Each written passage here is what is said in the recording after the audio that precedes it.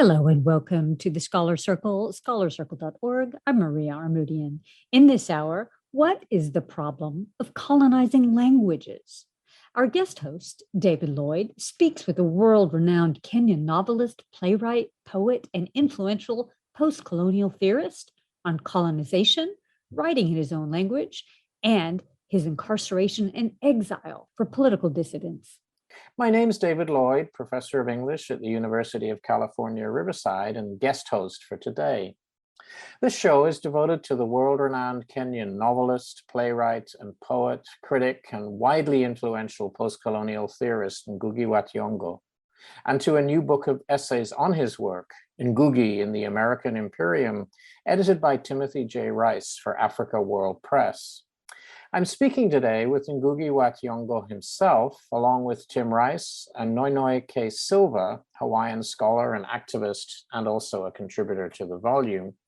And actually, in the interests of full disclosure, as they say, I should confess that I'm also a contributor to this volume.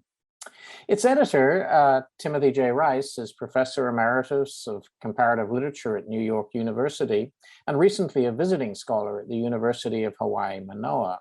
His many books include Against Autonomy, Global Dialectics of Cultural Exchange, came out in 2002, and he's worked on both early modern Europe and Caribbean writing and culture in the present. Noenoe K. Silva is Kanaka Hawaii from Kailua, Oahu, and Professor of Hawaiian and Indigenous Politics in the Department of Politics and also cooperating faculty at the Kawaiolani Center for Hawaiian Language at the University of Hawaii at Manoa. She's the author of Aloha Betrayed, Native Hawaiian Resistance to American Colonialism, 2004, and The Power of the Steel-Tipped Pen, Reconstructing Native Hawaiian Intellectual History, 2017, and has edited several other books. And our main guest today, Ngugi wa Thiong'o, is Distinguished Professor of Comparative Literature and English at the University of California, Irvine. Among his many writings that we may discuss on this show are Decolonizing the Mind, that came out in 1986, and Globalectics, 2012, as well as his memoir Detained from 1981, which was recently recast as Wrestling with the Devil. His most recent novel is Muroge wa Kakogo, published in English as Wizard of the Crow in 2004. His most recent rendering of the Kikuyu epic, The Perfect Nine, the Epic of Kikuyu and Mumbi, appeared in 2019. He's been awarded numerous prestigious prizes internationally, too many to mention here. But still, this bold and all too brief summary of Ngugi's work does insufficient justice to the range of that work and the impact it's had on so many writers and critics and activists, as this new book, Ngugi in the American Imperium, testifies. It's a great honor to have you on the show, Ngugi, and welcome also to the show, Tim and Noenoe. Ngugi, your own essay in Ngugi in the American Imperium, to which I want to come back more than once, and not least because of its fascinating and surprising account of the early influence on you of Korean writing, you give a brief account of what you describe as your colonial education in British colonial Kenya. In some ways, I'd say that that education and the damage it inflicted in Kenya as elsewhere, including my own country of Ireland, is the ground against which one could say all your work has been shaped. Many of our listeners aren't going to be familiar with how colonial education worked in British colonies, though, of course, in fact, we're all too familiar with an ongoing colonial education system here in the US. So I wondered if you could start by telling us a bit about the form that colonial education took and what you think it was designed to do to its colonized subjects. First of all, let me thank you, all of you, and all the contributors for the book, and especially the editor, Tim Reiss. You know, he's complete. He's untiring. You know, he's tireless in his pursuit of what he wants to do, but in that particular book, he kept on persisting and so on and so on. And at long last, it's out with all the great contributors, and I really appreciate it. Now, colonial education, the one thing I'm very clear about colonial education is actually the language issue. And I'm glad you mentioned Ireland, because I've come to appreciate Irish history from the language perspective. And I'm always making references to Ireland because I see so many parallels. Yeah.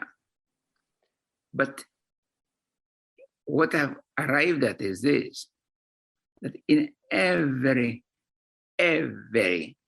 colonial situation, the colonized impose their language on the colonized.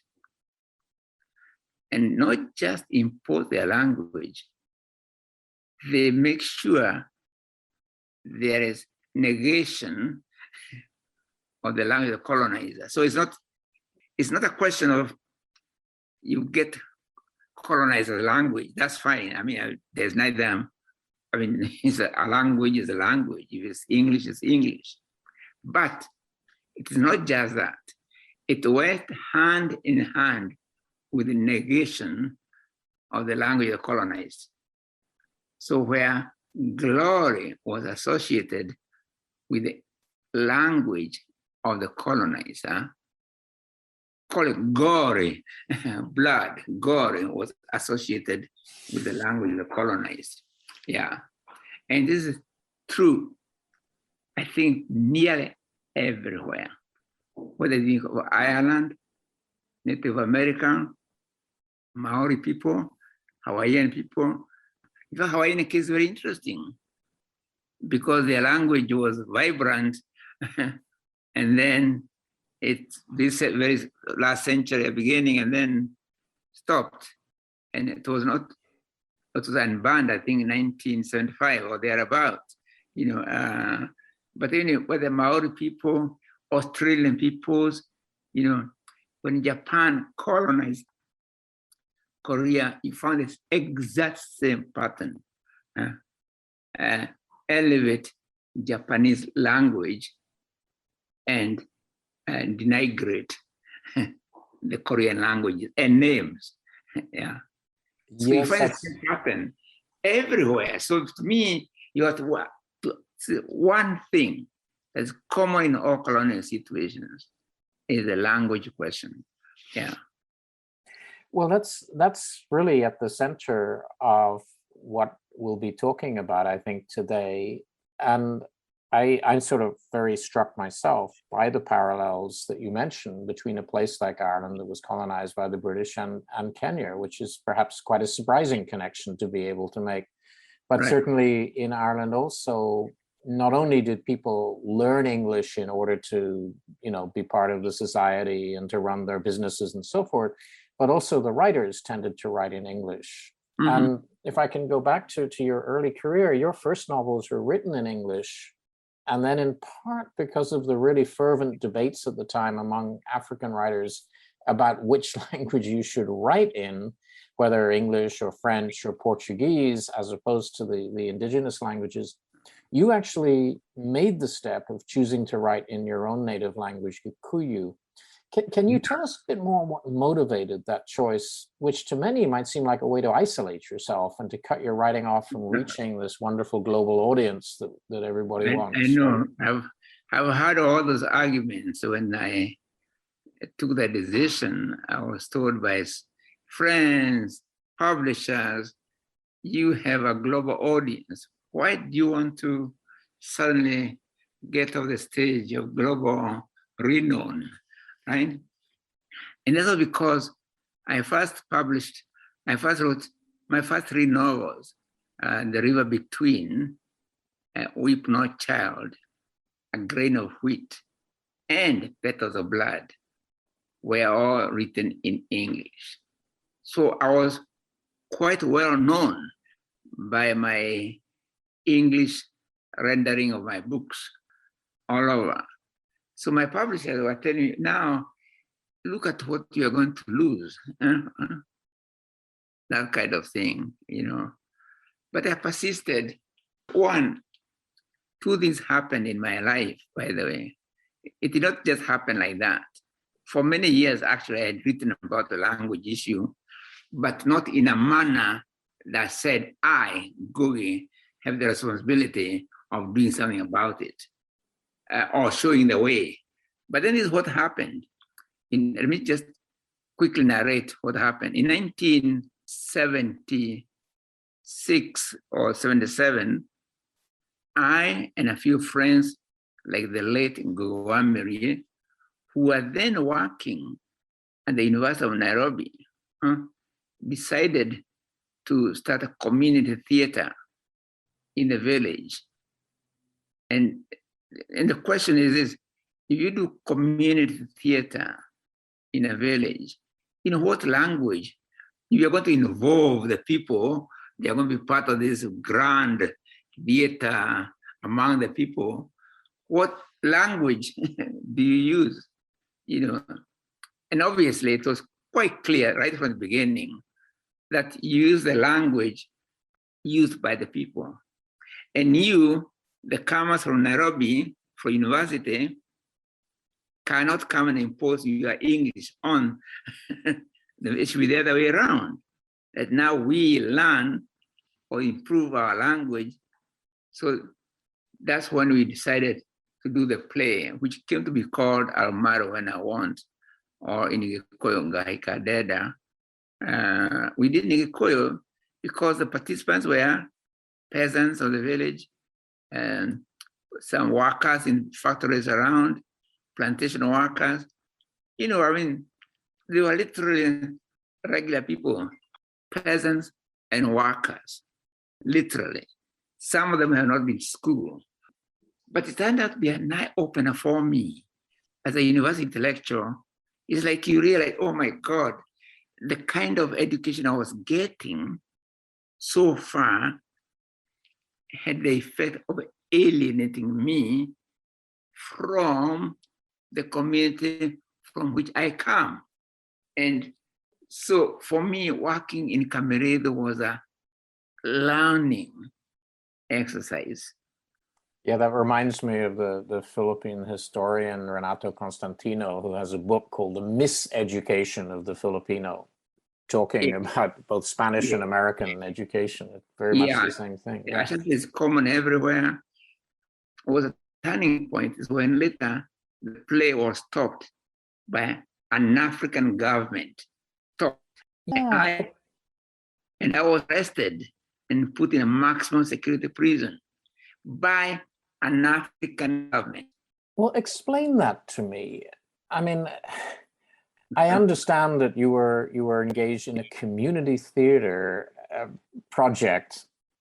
First of all, the play was banned, and then you were imprisoned, as you're saying, in a maximum security prison. What on earth could have been so threatening to a post-colonial state and its political class in a community theater's play? Don't forget, if I can add, don't forget that the place that it was actually performed was razed by the same government. Razed to the ground. Oh yes, later to the ground.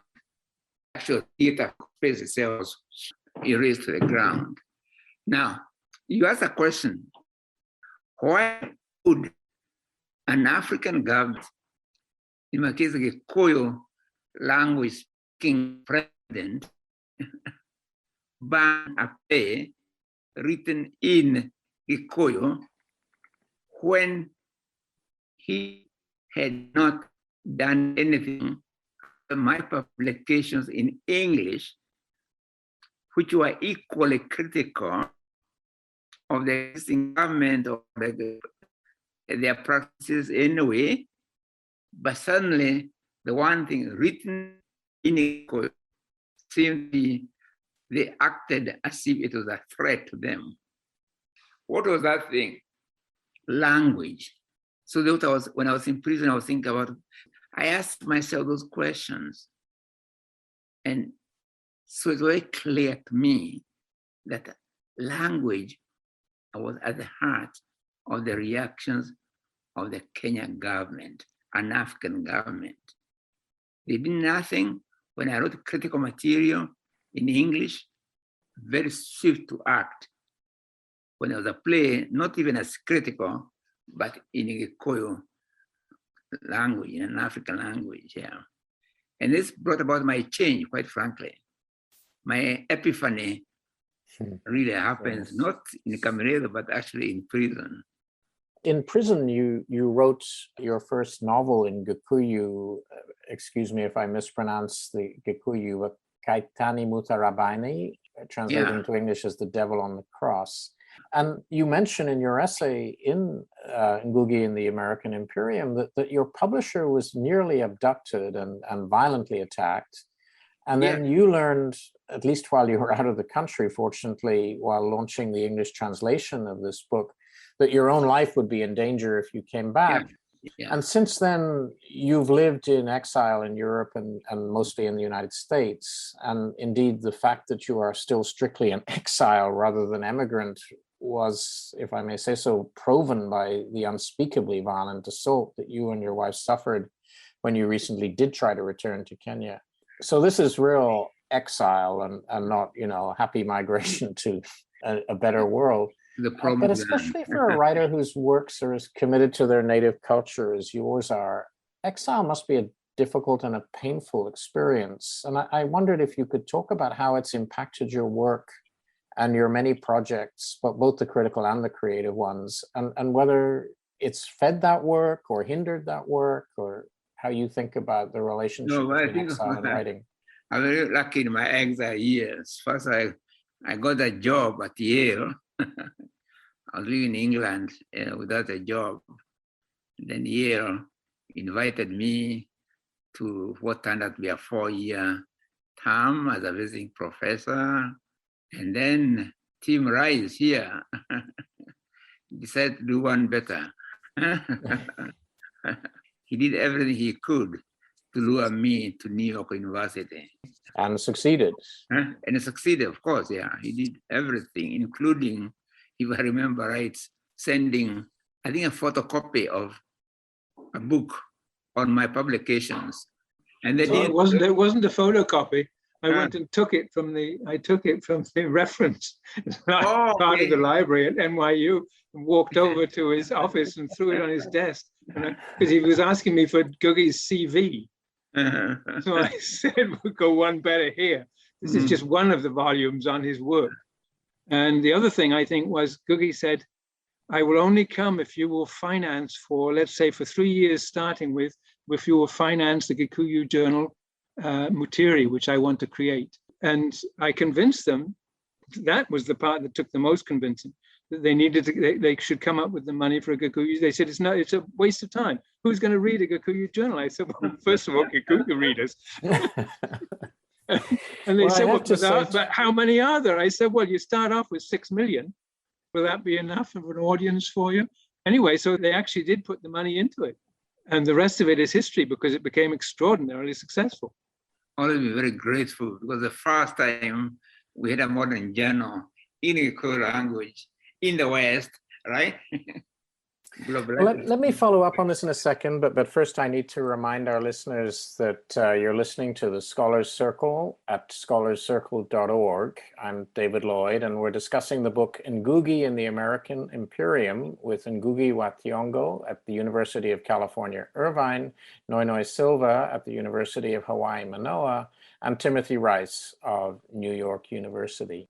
The story of the resistance of the university to these hires. In fairness, really, it wasn't the university, it was the English department. Well, I was going to say, English department in particular really goes back to something, Ngugi, that you've always emphasized from your own work at the University of Nairobi in transforming the English curriculum that you describe in Decolonizing the Mind, along through to Globalectics, your 2012 book. Is really about the forging of connections or networks among multiple sites and cultures that English departments and others often cast as peripheral or marginal, which means mostly formerly colonized places. And I wondered if you could explain what you mean by globalectics, and what's the importance of this kind of creation of networks that bypass those colonizing centers of power, not going through LAX or Heathrow, but going through interconnections through nodes with one another. That means one of the interesting ironies of the narrative that Tim gave us was the fact that Colm Brathwaite was the first visitor to the Department of Literature, which we had changed the name from English to Department of Literature.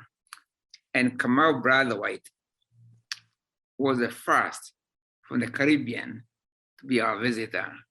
Because, okay, the Nairobi department was based on the question, if you are in Kenya or in Africa, what is the center of your being?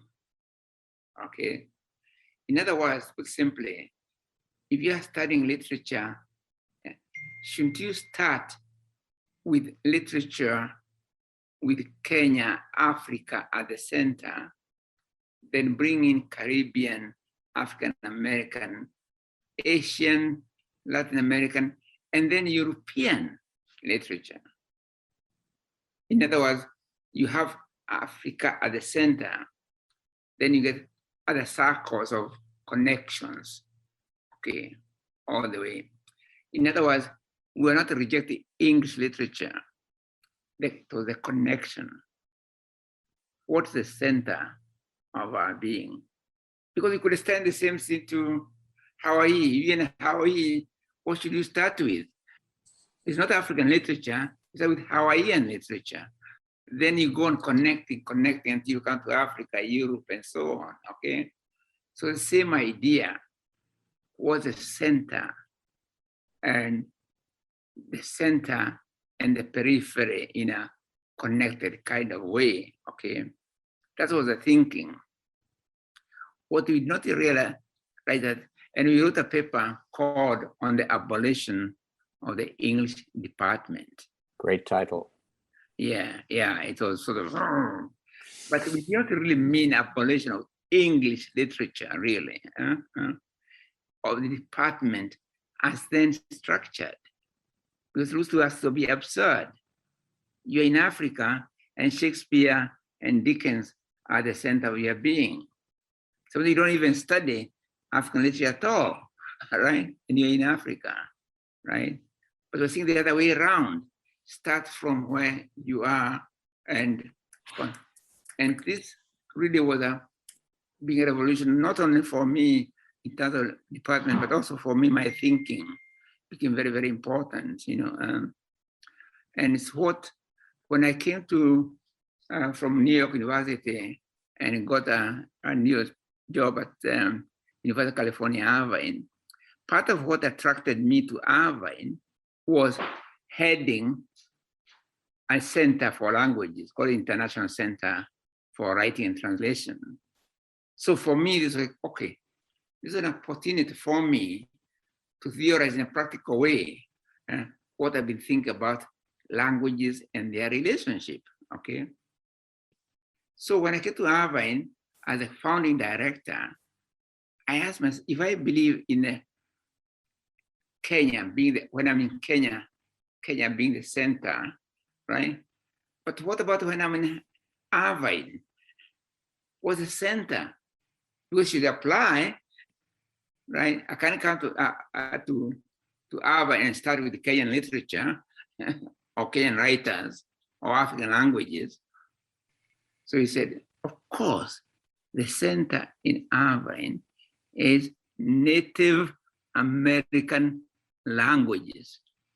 That was, the center here is Native American languages. And that's why we brought our first event on the campus. It's something which had never happened before in University of California. Bring together Native American writers, including Hawaiian writers. So it was incredible on the campus getting Native American writers and Hawaiian writers together as the founding base of our center. And from there, of course, we brought in the question of African American speech on American culture, and then we went on outside We brought in Icelandic writers, we brought in African writers, or question African languages, Asian languages. In other words, in a few years, we had covered circles around the whole world. Don't forget Irish. Huh? Irish works also. Well, you had Nula and Igono. We brought Nula also. We brought in conversation all these languages. And I'm saying this because I want to come to Dialectics. The organizing principle, which always we had developed from Nairobi, was this: simply from here, where I am, wherever I am, to there and back. But of course in a dialectical way. Because the more I know of here, the more it helps me to understand there. And the more I know of there, the more it might help me to look at my here differently.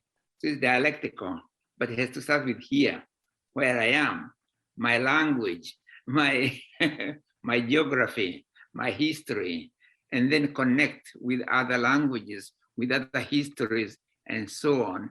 But they also, impact each other. That's why I call it that process.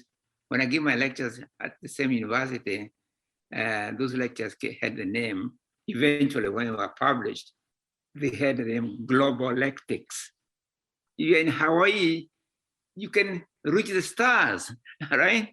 You can reach the universe. I mean, wherever you are, you can start where you are.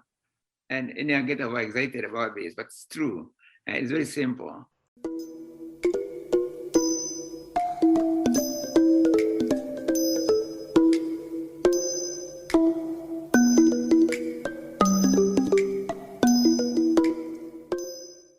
I did want to come back on that notion of the connectivity that's in Globalectics. And in your own essay in Ngugi, you comment that ancient epics and mythologies are conscious of the mutually transforming effects of the interaction between human, animal, plant life, water, earth, and sky. And you say, I like the idea and knowledge that we're all connected. And I know this is something that is deeply embedded in indigenous languages. And Noenoe, I wanted to bring you in here to ask whether that resonates for you, that sense that the globalectic is not just between human society here and human society there, but also a kind of a way in which these languages that colonialism seeks to kind of abolish and suppress are part of ecologies, and ecologies that represent alternative potentialities. And I know you've done so much work with Native Hawaiian language, and I'm wondering if that resonates for you, what Ngugi says here. Thank you. I would first like to say that the text, Globalectics, the book itself, is really inspiring and has inspired me to think about what we're doing with our language in a different way. And actually, the beginning of the book where you sort of, first I'm thinking, okay, he's gonna structure this around Hegel. Why is he doing this? And I realized you're just taking Hegel apart, of course.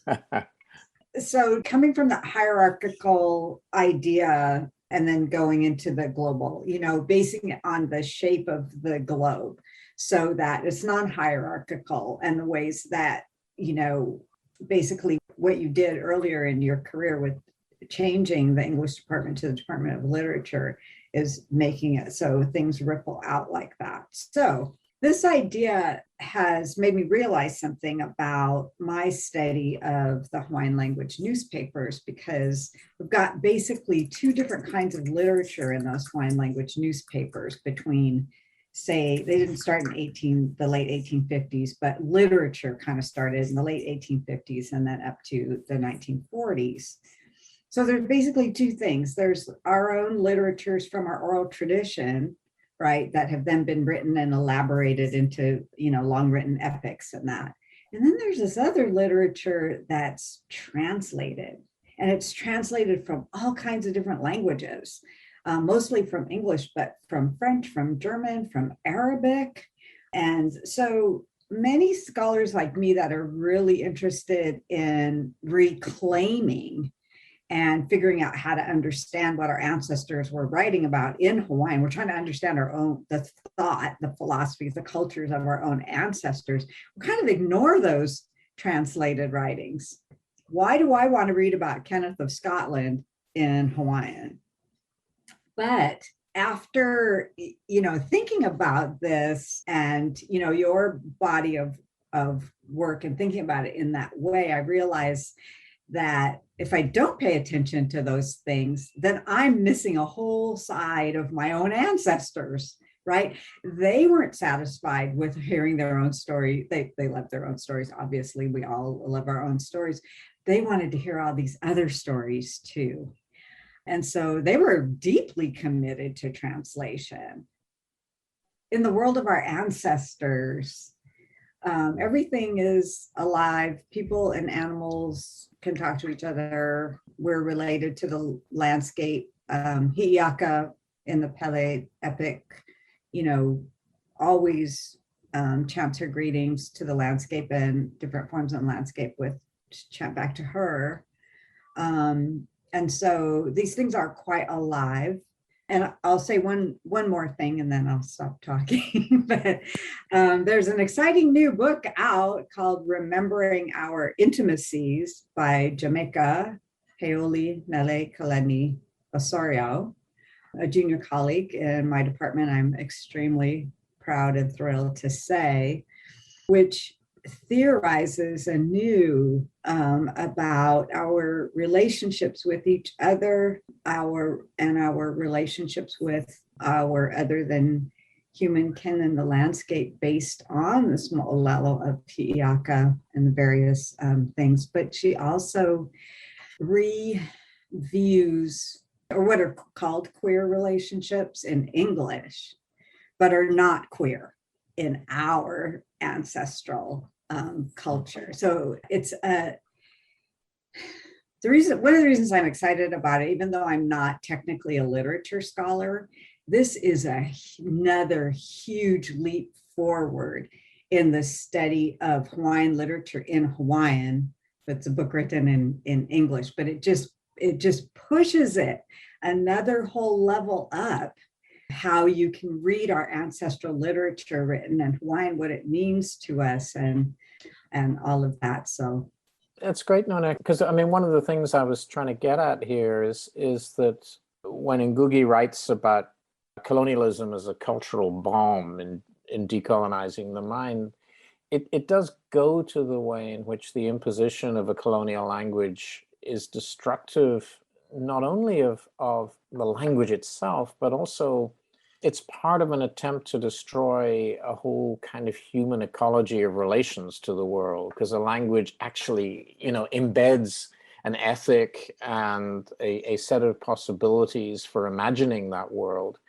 And I know, you have done all this amazing work yourself on retrieving early newspaper and other print writings that were in Hawaiian.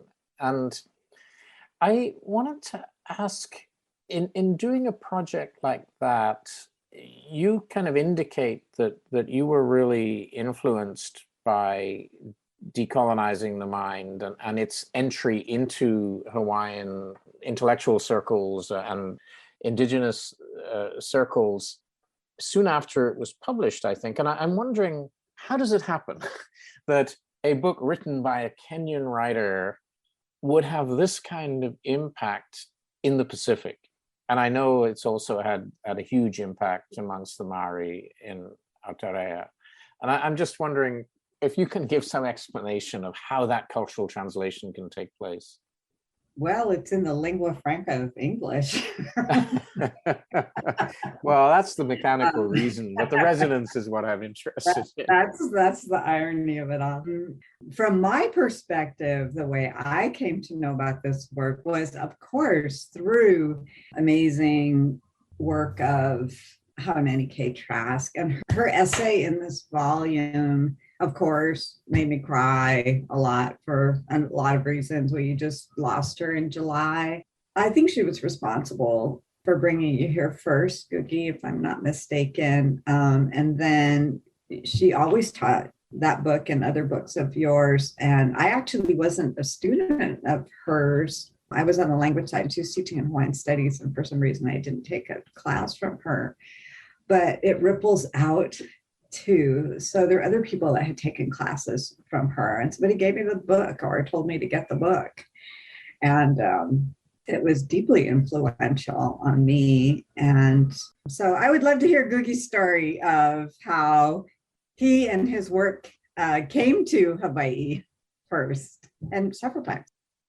I'm glad you mentioned Haunani class. I didn't know she has passed on, but she has become very important in my life because we met in Washington State. No, it's a famous college which had invited her and me at the same time. And that's why we met for the first time.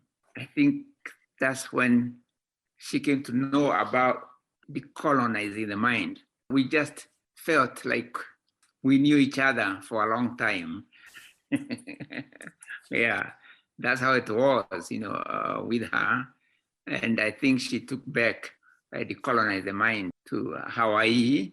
So she's really the one who spread the book. Of course, later they invited me to Hawaii.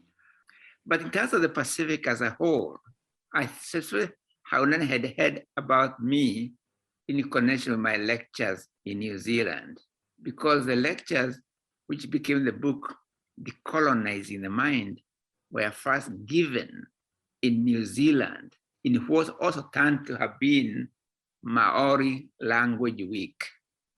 So that's when I first articulated in a consistent manner these ideas that I had developed in prison in Kenya, but not in a book form, so lecture form. Now, what I found very interesting, there were 4 lectures. First lecture, there were very few Pacific peoples or Maori people. They were just university people. Second lecture, word had gone out. So there are more Maori people and more Pacific coming to the university, probably for the first time, and occupying the space. That lecture, there were even more people from the Pacific. Fourth lecture was very dramatic because one Maori activist took over the stage and he said, "These are our lectures, not yours." They call white people,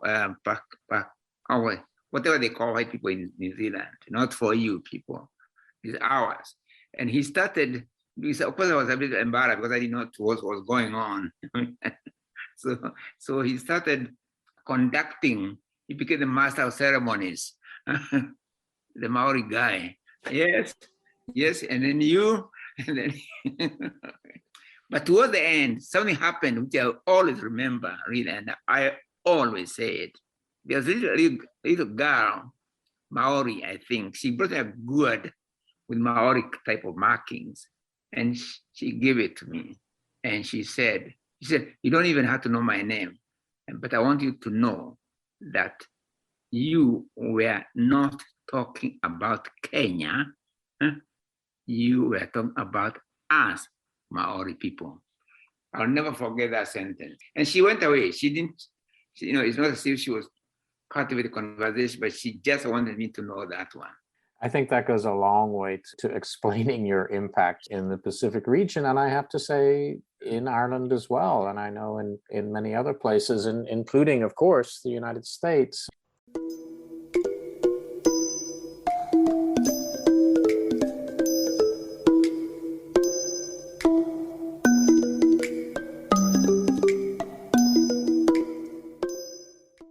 I need to remind our listeners that you're listening to the Scholars Circle at scholarscircle.org. I'm David Lloyd, and we're discussing the book Ngugi in the American Imperium with Ngũgĩ wa Thiong'o at the University of California, Irvine, Noenoe Silva at the University of Hawai'i, Manoa, and Timothy Reiss of New York University.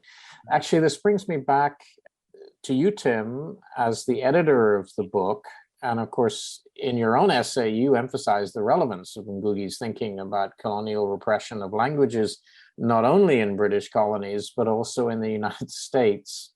I did want to ask you, as editor, as we're talking about this new book, Ngugi in the American Imperium, first to say thanks for this wonderful volume that you and Africa World Press have produced. But I also want to ask, why this particular title? Why Ngugi in the American Imperium? And what does that signify for you? Actually, that's a question you could ask Noenoe. Because when I asked Noenoe if she would write something for us, and Noenoe said this, Hanani hadn't said this years back, because originally the title was going to be Ngugi in the Americas. As time went on, and when Googie said it's been a long time in the making, it's true. It was originally planned for your 65th birthday, Googie. So it's been a long time in the works. All kinds of life things intervened. But it was, and of course, the title Ngugi in the Americas became 4-1 anyway because of the people who were able to participate and the people who weren't able to participate and so forth. But Noenoe said to me, I will certainly participate, but not in a book entitled Ngugi in the Americas, because Hawaii is not in the Americas. And I talk about this a little bit, as you know, in the introduction. Right. And it made for a slight, I've often thought now that it should be called Ngugi in the US Imperium rather than Ngugi in the American Imperium. But by the time it got to that point, it was already too late for all kinds of reasons. And since the whole objective was to try and get people who would be writing about Ngugi writing in a way, his being in the US and the consequences of that for people who are working in the US or in areas that are profoundly impacted by some of the worst aspects as well as some of the good aspects, but the worst aspects of US imperialism. So the US Imperium, the American Imperium, became a way to incorporate the political side of things, because obviously geographically and in culturally and so forth, Hawaii is not part of the Americas or indeed in any sense whatsoever. Politically, of course, sadly, you are. And it seemed to me that a title like that grasped that point. And it also, I think, grasped the point for people working from Caribbean people, for obvious reasons, and also for people working in Canada. And it would have done had we had anyone who could from Central America or South America who was able to participate, but for one reason or another that didn't work out. You know, these things, as you know, are often accidental in the ways of who gets involved and who doesn't. But to make it clear in the title that we're talking about an oppressive system, an imposed system, and that Ngugi's work is a way of responding to that, not least because you are now living and working in the United States. So that's how that title came about, under the pressure of Noenoe saying, no, I won't unless you will. Well, it's great to know that back history. But Tim, the other question I wanted to ask you about the book, which includes a remarkable number of essays and also a very impressive range of contributors, which is unusual in a what might seem to some as a scholarly book, because it's not only literary critics and postcolonial theorists, but you also have visual artists, you have poets and playwrights and performance artists, and indeed, in most cases, both artists and critics also overlap with being activists of one kind or another. And then, of course, you've included Native American writers, and as you were saying, people from the Caribbean and Canada and Hawaii, as well as the United States. And I just wondered how you came up with this quite remarkable cast of contributors. Well, some was simply response. People said, yes, I'm willing to do it.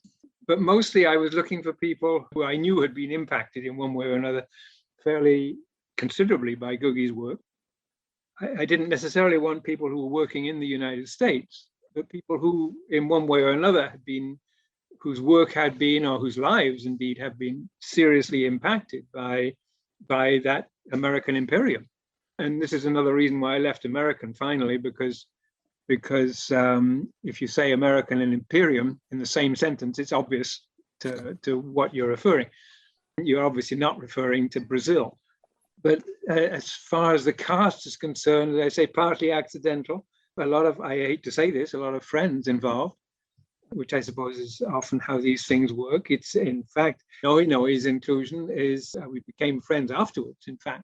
It was because I happened to get hold of her steel pen and loved the book and said, here's someone who has to be in this book.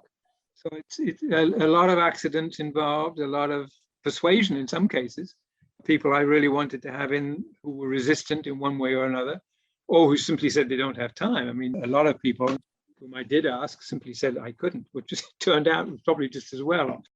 When you were talking about the globalectic nature of exchanges and the importance of language in this, because one of the things I really would like to make a point about is one of the reasons I think that Ngugi has had such an impact, I don't want to embarrass you, is a simple matter of what I would refer to as generosity.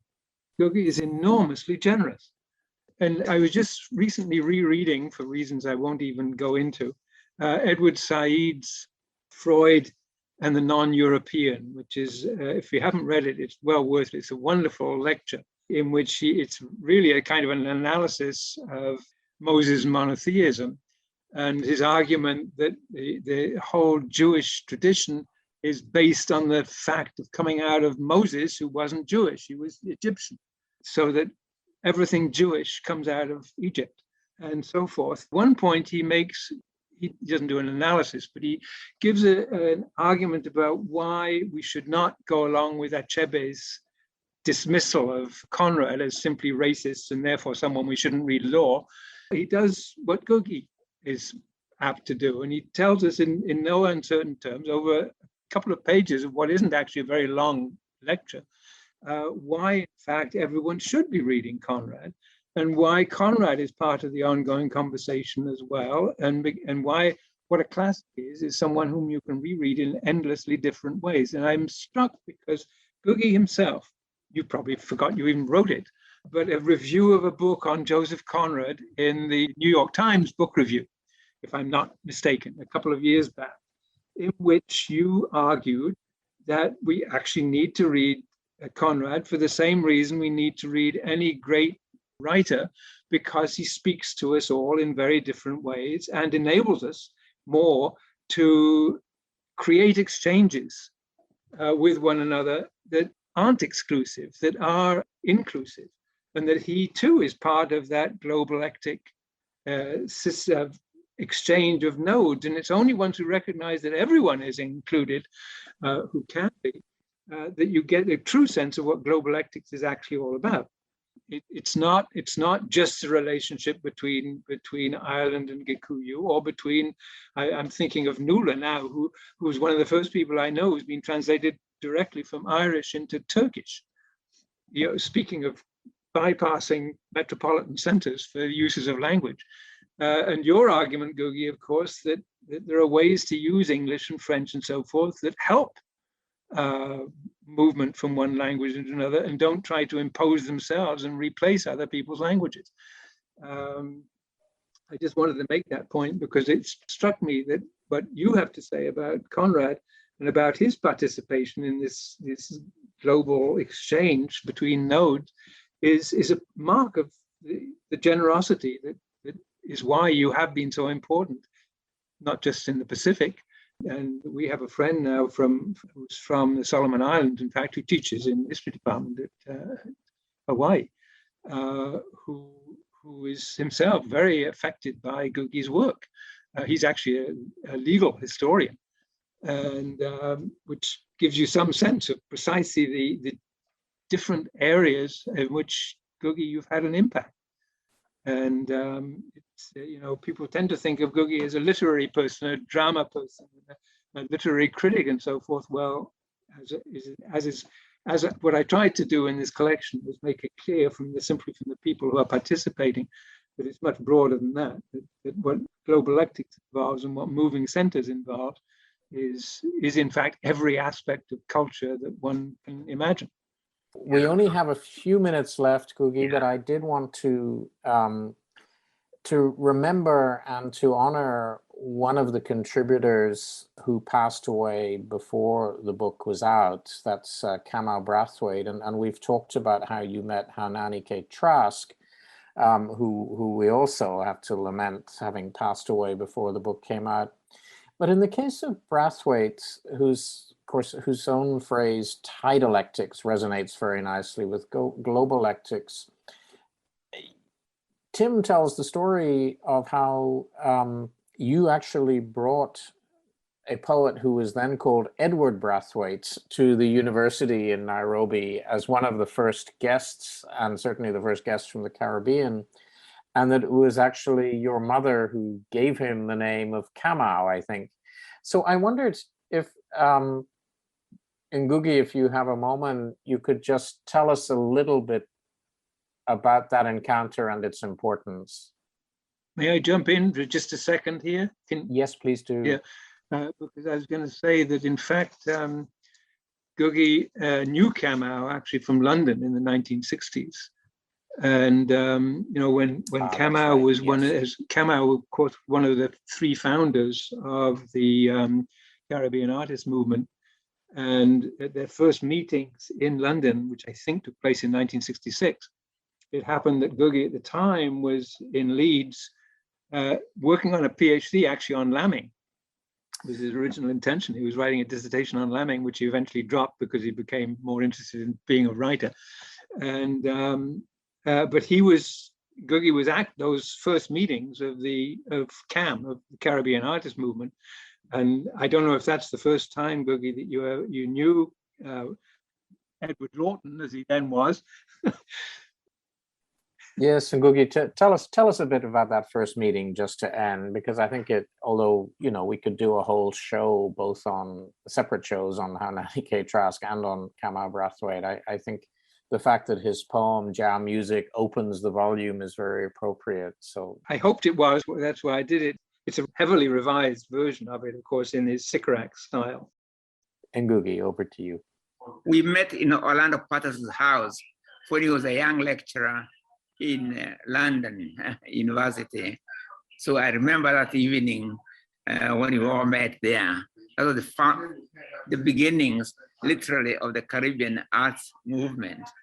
And that's also how I later came to know, but the person who reconnected us all was John La Rose, who owned a bookshop in North London, and it was a kind of intellectual center. So that's where I met founders of the movement.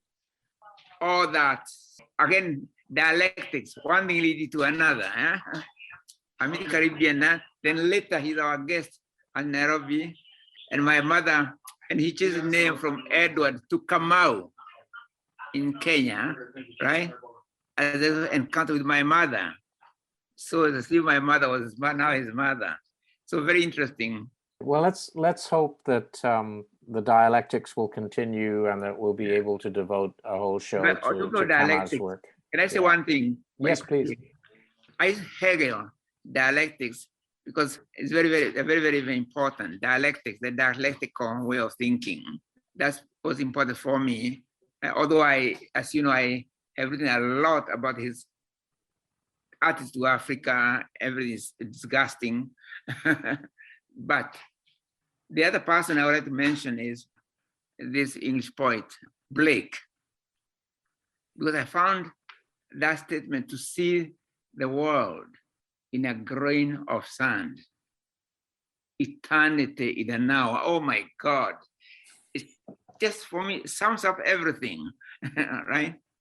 Right. See the world in a grain of sand, eternity in an hour. And there's another phrase I forget. Because for me, we can borrow from each other. I now read Shakespeare differently from the way I read him. My discovery of language issue, for me, has opened my eyes and given a new Shakespeare. Because Shakespeare was coming, and others were coming from when English was under the hegemony of Latin. These were writers who were discovering their language anew. They were excited that their language can do so much when for many years they were told Latin, you can only say so many things in Latin. So they discover, and you can find a similar phenomenon among the early French writers, like the one, I keep on forgetting his name, but he was about Pantagruel, Rabelais, yeah, like Rabelais, you can see again, this is a guy who is discovering his language anew. Even if in Spanish, Cervantes, you can see the rest of their languages, people who are discovering their native languages, because for many years, those languages were under the hegemony of Imperial Rome, right? They discover their languages, and this excitement that I get myself today in writing in Gikuyu, the excitement I find Nuala in Irish, and mention Nuala, I should mention that as a brilliant essay of hers of why I write in Irish, and it's in the internet. You can get it. Yeah. Yes. No, indeed.